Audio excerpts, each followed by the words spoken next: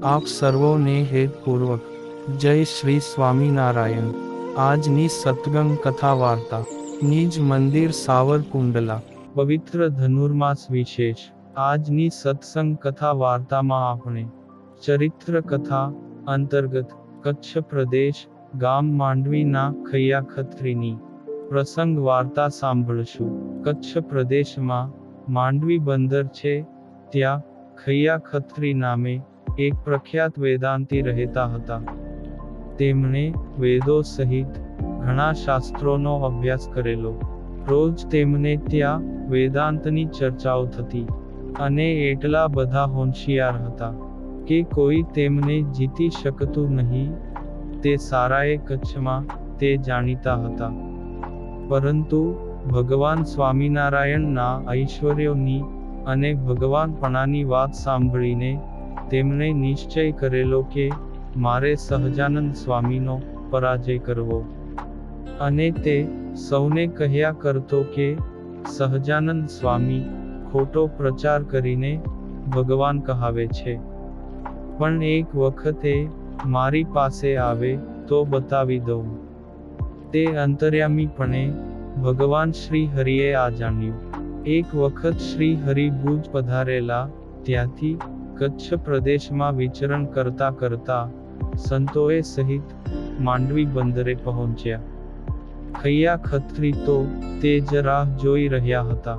સહજાનંદ સ્વામી, બ્રહ્માનંદ સ્વામી આદિક સંતોને લઈને પધાર્યા હતા।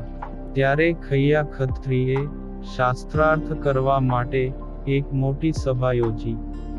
મોટા મોટા વિદ્વાનો અને નગરજનો ભેગા થયા। ખૈયો ખત્રી તો પોતાના જ્ઞાનના ઘમંડમાં હતો, એટલે ગર્વગંજન એવા ભગવાન શ્રી હરિએ મનુષ્ય ચરિત્ર કરીને બ્રહ્માનંદ સ્વામીને સહજાનંદ સ્વામી તરીકે ઓળખાવી મુખ્ય ગાદીએ બેસાડ્યા ને પોતે નીચે બેઠા। પરંતુ આ બાબતની ખૈયા ખત્રીને તો ઘણી ખબર નહોતી, એટલે તેમણે તો ત્યાં આવીને એક પછી એક 108 ઊંડા જ્ઞાન ગંભીર પ્રશ્નો પૂછ્યા।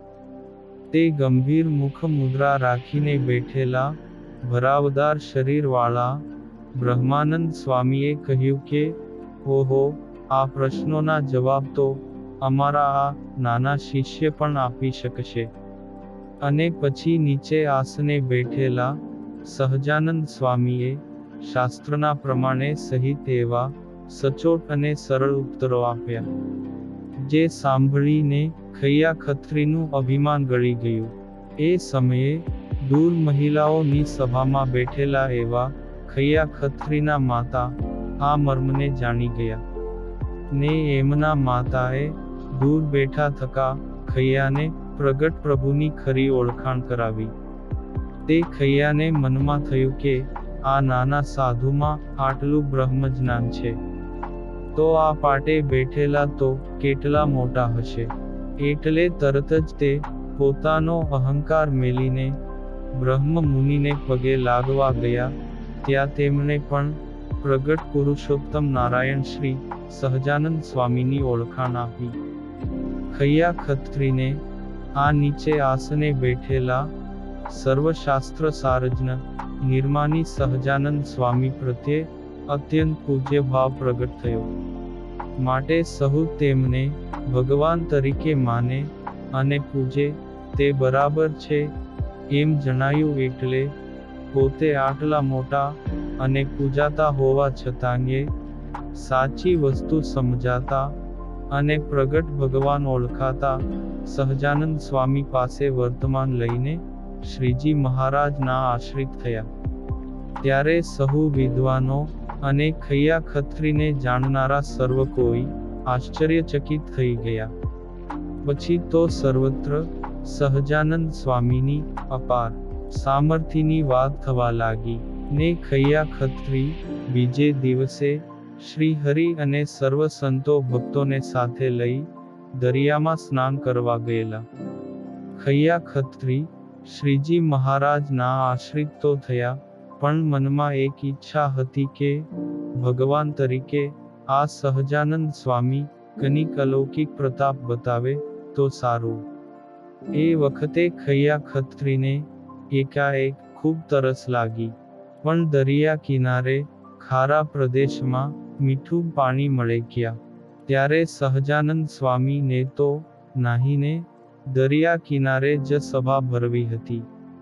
સમય ઘણો જાય તેથી ખૈયા ખત્રીએ કહ્યું કે આપણે ગામમાં તળાવ ઉપર જઈ સભા ભરીએ તો. ત્યારે મહારાજે કહ્યું કે તમારે તો પાણી જ પીવું છે ને. એટલે ખૈયા ખત્રીને થયું કે અંતર્યામી શક્તિથી શ્રીજી મહારાજ આ મારો સંકલ્પ જાણી ગયા છે. એટલે તેમણે કહ્યું, પણ અહીં તો મીઠું પાણી મળે એમ નથી. ત્યારે મહારાજે પોતાના જમણા અંગૂઠાથી એક ગોળ કુંડાળું કર્યું. ને ત્યાં વીરડો ગાળવા કહ્યું. ને બધા આશ્ચર્યથી એકબીજા સામું જુએ છે. ત્યાં તો ખાડો ખોદાયો ને થોડી જ ઊંડાઈમાં મીઠું મધ જેવું અમૃત સમાન જળ નીકળ્યું. પછી સહજાનંદ સ્વામીએ આચમન લઈ સર્વેએ તેમાંથી જળ પીધું. ને પછી મોટો વીરડો ગળાવ્યો, જેમાંથી આજે પણ મીઠું પાણી નીકળે છે. આ પાવન પ્રસંગ આજે શ્રી હરિ લીલામૃતમ કળશ વિશ્રામ 22 માંથી સાંભળ્યો. અને હવે પછીની કથા વાર્તા આપણે આગળના ભાગમાં સાંભળશું. અત્યારે આપ સર્વોને ભાવથી જય શ્રી સ્વામિનારાયણ.